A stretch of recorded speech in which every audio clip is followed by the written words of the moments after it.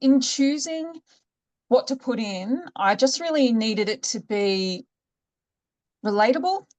And I also needed to make sure that the dirty laundry was just mine and not anybody else's.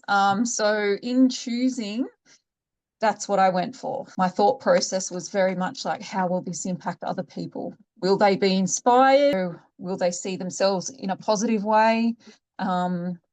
Or does this leave out anything that might potentially cause any issues with anybody else?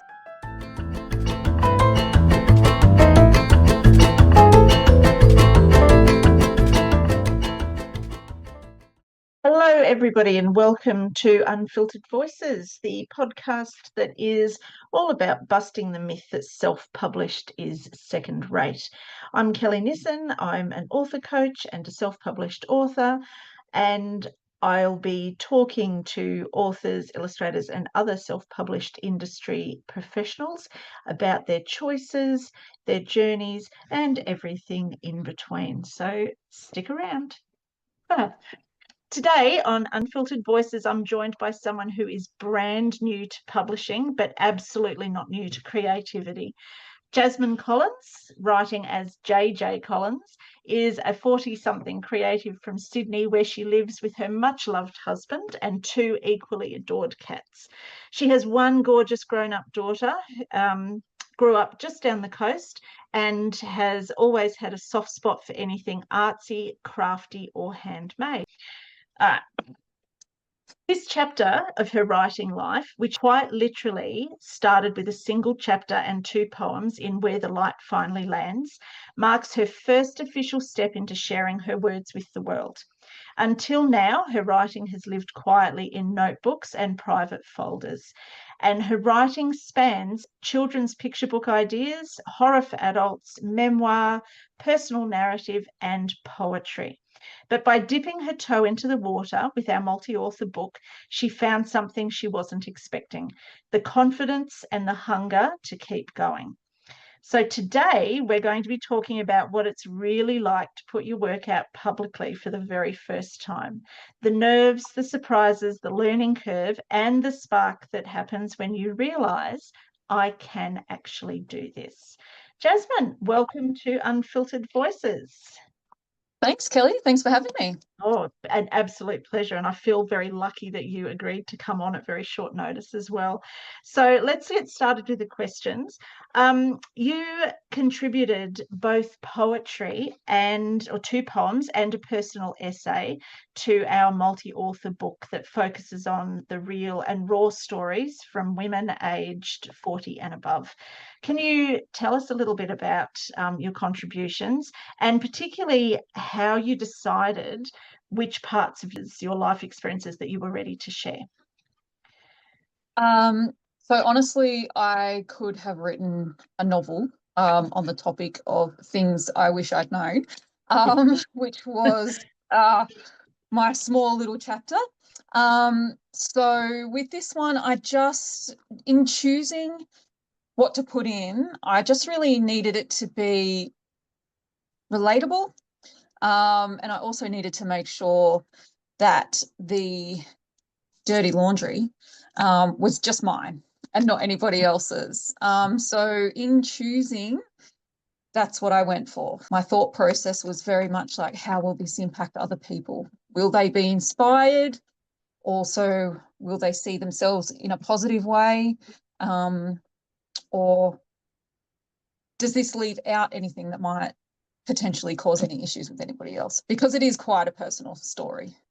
Yeah, and you're right there. I think with the personal as well, you also need to think about your readers and what you want them to get out of what you've written. So I think that leads into my next question. What do you want your readers to get out of what you write? I want them to feel seen and heard. And I want them to have a sense of connection, and be, for want of a better word, immersed in all the feels. Yeah. You see it all the time, you're not alone and we're all going through stuff and blah, blah, blah, blah. It's actually really true. Um, it's, yeah, I want them to feel like they're understood and they have Yes, something to connect with. yes, and exactly. And drawing readers in to make that connection. Yeah, You have to develop your voice. You've got to give a lot of yourself so that there's enough there for readers to go, she understands me, or yeah, that could be me. And I think knowing your work and having edited your personal narrative and your two poems from the book, that you definitely do that. You've got that way of writing and of expressing your experiences and your emotions, but making them relatable to other people as well. Like, maybe not the entire thing, but there's, with everything, there's just one spark that people go, yes, that reminds me of such and such, which is the sign of good writing, I think, and good memoir writing in particular. Um, yeah. Being able to put a voice to, that feeling when you just sort of get a little bit stuck and you're like, oh, I feel a bit weird, or I have this little niggling something. mm, I try to put a voice to that yes. feeling. Yep, yep. And that's your voice. We can Yep. hear you. Anyway, so putting yourself out there as a new author for the very first time in a multi-author book where you don't know any of the other authors in Mhm. that book, that's a huge ask, and that can be nerve-wracking and fill people with self-doubt. Yeah. So what was it that made you say yes to participating in the book? Um, the opportunity. Mm, So for me, writing has always been, like a pipe dream. Um, Something that I always knew that there were stories inside, but how to actually get them out and how to actually m put them into the words that people would actually want to read. mm, Um, I just didn't have faith in myself. So when I saw that there were a bunch of other ladies taking the same leap and we were taking that together, mm, that was encouraging. And also knowing that it was just a little chapter and just a few poems. mm. So it's like a nice bite-sized chunk. You should absolutely be proud of the work that you did there, as well as anybody else who participated in that Yeah. book or in the multi-author book. It's one thing to have a chapter in a multi-author book that's about your business or about Mhm. something that non-fiction related, but to actually take a chunk of you and put it Yeah. out there for the world is huge, and I commend anybody that does that. Um, how did you find the whole collaborative process? Well, I liked the idea of being able to bounce off others. Mm, Um, I liked that I could see what their ideas were, and it felt really good to be able to help other people as well, not just receive that help, but give it as well. yes, yeah, So that's one of I think that's the biggest benefit that I got from yeah, that. Yeah, yeah. absolutely. And like I said, some people like that. They like that collaboration and they like that Mhm. chance to bounce ideas. And I personally, I think it's really important for writers to not feel like they have to write in isolation, to feel that comfortable enough that they can share their ideas and also share advice, whether or not it's taken, because by giving advice, you're actually learning at the same time as well about. Yeah. Well, you mentioned the spark before, right? So Mm, one little word, one little raise of an eyebrow on a video in response to a sentence or whatever can just yes, light that spark. So absolutely, it doesn't have to absolutely. be bouncing off people, even in terms of having a full discussion. Just Mm, little sentences here, just not being alone, just watching can be really, really helpful. yeah, absolutely. So of course, with any multi-author book, there's a certain level of promotion that you, as Mhm. the author in the book, have to do, and there are other little things that you have to tick. a lot of what goes on with a multi-author book is very, very similar to the self-publishing process. So for you, what did you learn from the experience, or what did you learn maybe about the self-publishing process through being part of Where the Light Finally Lands? Biggest thing I learned was that I can actually do it. Yes. I really can, and I didn't think I could. Yeah.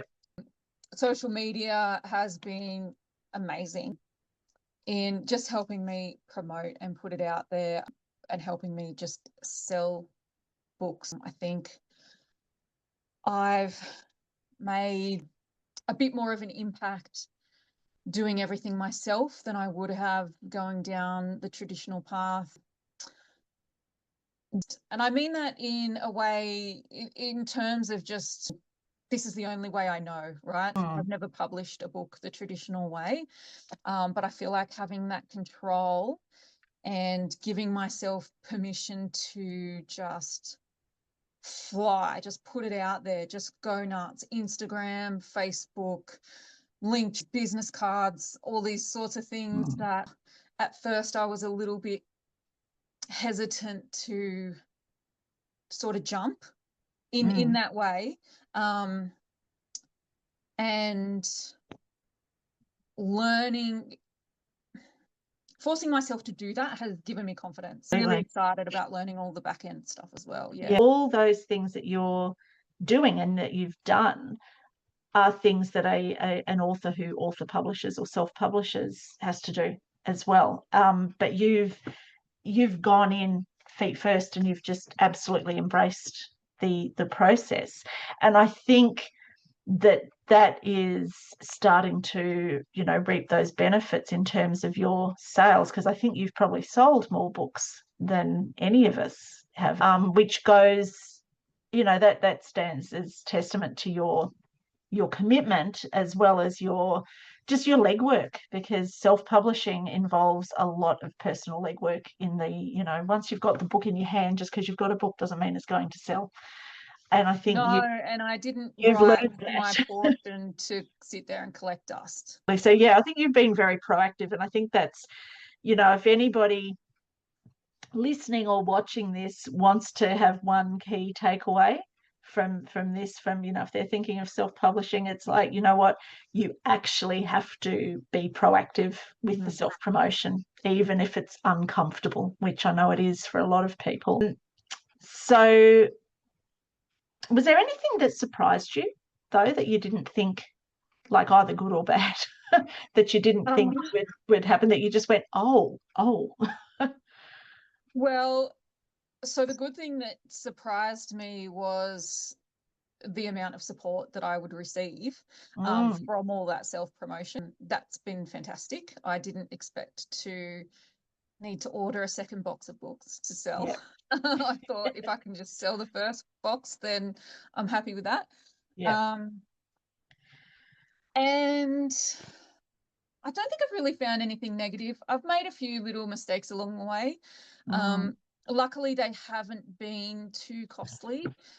Just things like leaving things off a card, or forgetting to put a price on a post, or just little things. But I guess when you're feeling so exposed and you've told such a personal story, it's really easy to beat yourself up when there's tiny little things, because you're feeling just so raw and just so exposed in everything, and everything is just so new. So it's really easy to just kick yourself with the little things. But it's also a really, really powerful lesson too, in like, I just sort of looked at everything I'd done and thought, well, if that's the worst of it, you're doing pretty good. So just do it again, order another box, or edit the post, or whatever the case may be. They're so small things, you don't need to worry about them. If you've made a mistake, and a mistake is, that's a big word. So if you've left something off, or, put something on that you went, afterwards, like, that wasn't quite right. Yeah. You put up another post and you say, hey, this was wrong. This is actually what it is, and just own it, rather than trying to hide it. But I think as well, what you said before about not beating yourself up is so important. And this is where I see a lot of people lose heart as well, because they forget that they've just done this huge thing in sharing their story and putting themselves out there, and they make one little faux pas, one little mistake, and all of a sudden it's like, oh, I don't know why I'm doing this, I'm so terrible, and nobody will buy the book, and that sort of thing. I think that's human nature, but it's really important not to do that. And I think that was a really good point. Yeah, and on that use of the word mistake, if you don't sort of, when you referred to owning it, I feel like you have to name things. So Yes. if you pretend that things aren't what they are, then you're not really facing them, and so you're not really going to correct the things that you want to have corrected, whatever they may be, if you don't name them correctly. So yes, it's a mistake. Yes, that's a harsh word. Oh well, next, get on with it. Yes. Fix it. Yeah, move on to the next thing and Yeah, focus on the positives. But remember or try to list all the things that you've done really well as well. And yeah, there have been absolutely. many of those. So as we said before, your personal narrative that's in the book, and your two poems that actually they bookend the book, so they top and tail the book. That both all of those they're a big part of you. Okay. So, and I know that there are other people out there, and I got a lot of this when we were looking for people to join the book, is nobody's going to want to hear my story, and who will be interested in what I have to say. And so for the 22 women that participated in this book, including yourself, to actually stop that thought and just go, you know what, I'm going to write this anyway, this is for me, I think was a huge step. So what would you say from your own experience to anybody out there who might say, oh, I've got this story and I really want to tell it, but nobody will listen, so they're really hesitating to share it? What advice would you give those people? Well, I would say that I found the exposure actually quite freeing, therapeutic. So just do it. You're not the only one. There is other people out there. And if you go down too far down that rabbit hole, it can actually become a little bit self-sabotaging. So just do it. Absolutely. Yeah. Just have a go. Just do it. I mean, there's Yes. plenty of people out there to help you. Just do it. If you keep procrastinating, Yeah. then you Yeah. end up spiraling. Just do it. Pop yourself in a group too, with like an accountability group or whatever, other people who are writing as well, and just surround yourself with community. And even if you're not an author, have a look, join some author groups as well, and just read the conversations. You don't have to participate in the groups. Absolutely. Yeah. And just you can find supportive people everywhere. Yeah, like we said too, about it was just getting that story out of your head and onto the page was freeing as well. So a lot of the time when we're writing memoir, when we're writing personal narrative, it's not so much about what we want to share with people, it's what we want to get off our chest and that sort of thing. And it can be a coping mechanism for a lot of people. It's like, oh, thank goodness I finally said this. And okay, next step, do I put it out there? Do I just keep it to myself? But putting it out there too can also be freeing. It's like, oh, phew, I finally said it. So, and I was like that with my first book. It's like, all this stuff I've been bottling up, now I've said it. Well, it's out there for the world to read. Now it's too late. Oh, well. I'll take it back. Because it's there. It's on print, right? So just, moving on from that, this experience and finally moving from the notebooks and writing for yourself to writing for a public forum has opened a bit of a floodgate for you in terms of your other writing. So I mentioned before, like, I know you've got picture book manuscripts, you have adult fiction in the horror genre, you've got other memoir, you've got personal narratives, you've got your poetry. So there's a lot of stuff that you're working on at the moment. So it is a bit of a floodgate. So what is next for you in terms of your writing? Where do you see yourself taking this? Where do I see myself taking? Well, you've just listed pretty much everything I'm working on. So I do have a couple of things in the work. I'm pretty well into the way with my children's book. I'm feeling pretty confident about where that's at, which is a gorgeous story about a little girl and her grandmother just bonding through, skipping through the garden and the mud puddles and all that sort of thing. There is also an adult's horror story, which quite honestly, I love to read horror. Can I write it? I don't know. We're about to find out. I love that attitude. Yeah. Just have a go. Yeah. See what comes out. I do have some more poetry in the works. I've also got another short story, which is really centered on grief. Hopefully that will be published soon. That's a competition entry. So fingers crossed. You've got to be in it to win it, right? So, yeah, well, if I'm shortlisted, they'll publish it. If I'm not, I'll just publish it myself. It's fine. Yeah. I love the story, so it's going to be out there either way. You have that confidence, which is really often quite rare in an emerging author. You've got that confidence to say, "Oh, that's fine. You didn't like it. I like it, and I think it's worthwhile. So I'm going to do something. I'm going to publish it myself." That's pretty much my whole attitude to life. Is I'm doing this, and yep, you like it or you don't. Yes, and it's also a little bit of, oh look, with what you said about your horror stories, like, can I do this? I don't know, but I'm going to find out. And there's only one way to find out, right? And that's to have a go. Yes. Otherwise, I'll never know. More to the point, neither will anybody else. That's exactly right. So, if you just sort of say to yourself, oh, no, I don't think I can do this. Oh, look, I won't do it. Nobody will know whether you can or you can't. So, and particularly you. So I love that, it's attitude and personal self-talk is really important for that sort of thing.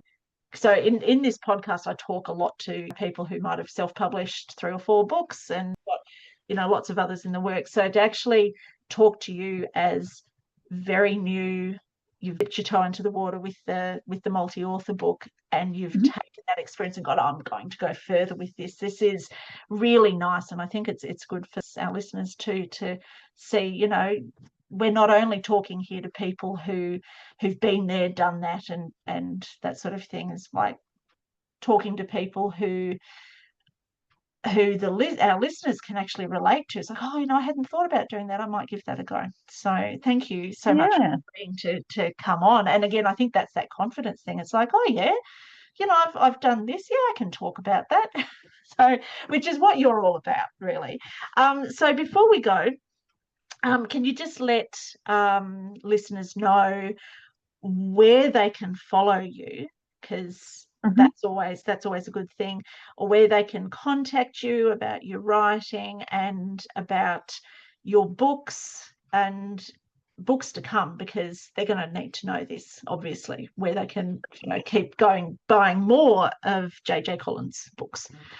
So my socials are JJ Collins Author on Facebook and Instagram. You can email me at collins.j.j@outlook.com.